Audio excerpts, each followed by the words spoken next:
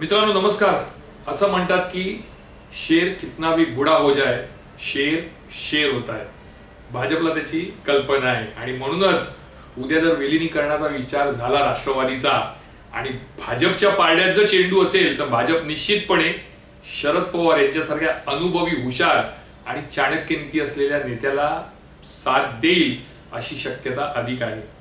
राष्ट्रवादीचे जेव्हा दोन तुकडे झाले त्यानंतर असं एक तुकडा भाजप सोबत गेला, एक महाविकास आघाडी सोबत आला।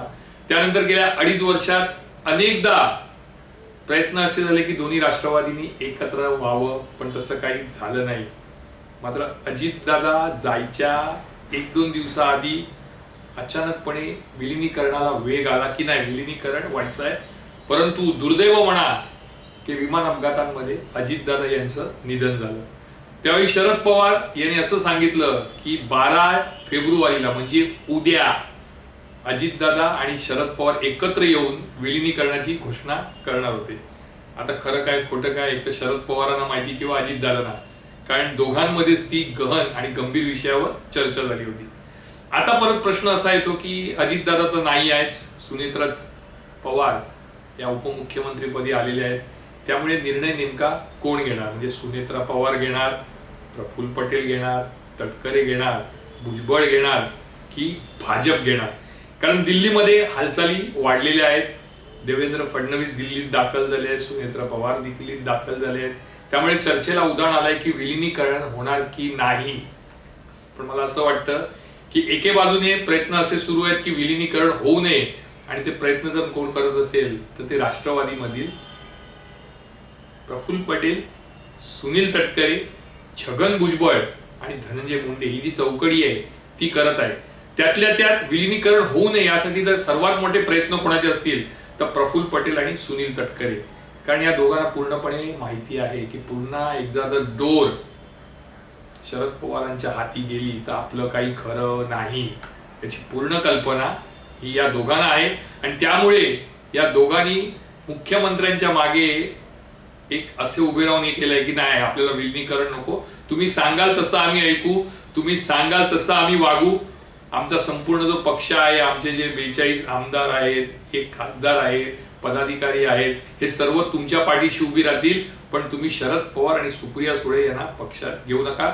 कारण जर शरद पवार आणि सुप्रिया सुळे विलीनीकरण होऊन एकत्र आले तर मात्र सर्वात मोठ्या ज्या अडचणी वाढणार आहेत त्या या दोघांच्या वाढणार आहेत। जसे हे दोघं आहेत तसंच आणखीन एक आहे ते म्हणजे शिवसेना। एकनाथ शिंदे यांची देखील डोकेदुखी वाढू शकते। आधीच राष्ट्रवादी सोबत आल्यामुळे भाजपचे मनसुबे मोठे आहेत। भाजपने गेल्या वर्षभराचा जर तुम्ही इतिहास पाहिला, मुख्यमंत्रीपदी फडणवीस आल्यानंतर तर भाजपने एकनाथ शिंदे यांना दूर ठेवलंय। ठीक आहे, एकत्र निवडणुका लढल्या कारण त्यांची ती मजबुरी होती आणि त्यामुळे त्यांनी ज्या स्थानिक स्वराज्य संस्थेच्या निवडणुका झाल्या त्या बऱ्याच ठिकाणी ते एकत्र लढले। पण जेवढं असलं तरी देखील भाजपला शिंदेची फारशी गरज नाहीये, कारण त्यांचे ऑलरेडी 132 आमदार निवडून आलेले आहेत, 4 अपक्षांचा त्यांना पाठिंबा आहे, राष्ट्रवादी काँग्रेस अजित गटाचे 42 आमदार त्यांच्या सोबत आहे, त्यामुळे त्यांना फारसा काहीच म्हणा परिणाम होणार नाही। भाजपला फारशी गरज महाराष्ट्रात शिंदेची नाही। मग आता विलीनीकरणाचं काय? कारण विलीनीकरण झालं तर कोणाला फायदा होणार?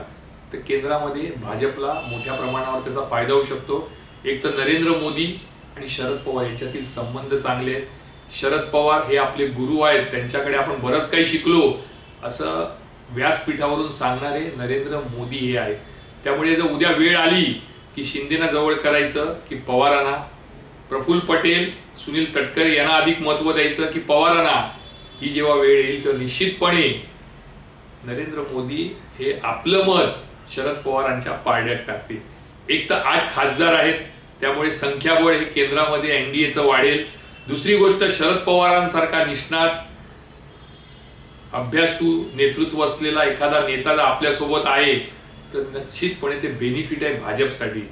दुसरं कारण हे आहे की पवारांचे बाहेरही चांगले संबंध आहेत, म्हणजे जे विरोधी पक्ष आहेत त्या विरोधी पक्षाचे जे महत्त्वाचे सर्व नेते आहेत इतर राज्यामधले, त्यांचे आणि शरद पवारांचे जिव्हाळ्याचे संबंध आहेत, त्याचा फायदाही भाजपला आणि पर्यायाने नरेंद्र मोदी यांना होऊ शकतो।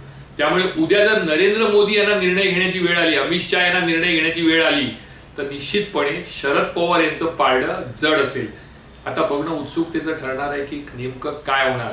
कारण जर भाजपच्या पारड्यात जर चेंडू गेला तर सुनील तटकरे, प्रफुल्ल पटेल आणि एकनाथ शिंदे यांच्यापेक्षा शरद पवारांना अधिक महत्व हे भाजपकडून दिलं जाईल. मात्र जर निर्णयाचा चेंडू नरेंद्र मोदींनी फडणवीसांच्या कोर्टात टाकला तर फडणवीस, मला वाटत नाही की सुप्रिया सुळे म्हणा, रोहित पवार म्हणा, जयंत पाटील म्हणा किंवा शरद पवार यांना फारसं जवळ करतील. त्यापेक्षा आपण आहोत त्यातच ठीक आहे, आपण आत्ताची जी राष्ट्रवादी आहे फुटलेली त्यांच्यासोबतच राहू असं सांगून फडणवीस वेळ मारून नेतील. पण इतकं निश्चित आहे की जर नरेंद्र मोदी आणि अमित शहा यांनी निर्णय घेतला की नाही विलिनीकरण हे झालं पाहिजे आणि पवारांसोबत आपल्याला राहायला पाहिजे, तर मात्र निश्चितपणे प्रफुल्ल पटेल, सुनील तटकरे आणि एकनाथ शिंदे यांची डोकेदुखी ही वाढणार आहे. मी अमित जोशी पुन्हा एकदा रविवारी एखादा राजकीय विषय घेऊन तुमच्या समोर येईल. तोपर्यंत तुमची रजा घेतो. जय हिंद, जय महाराष्ट्र.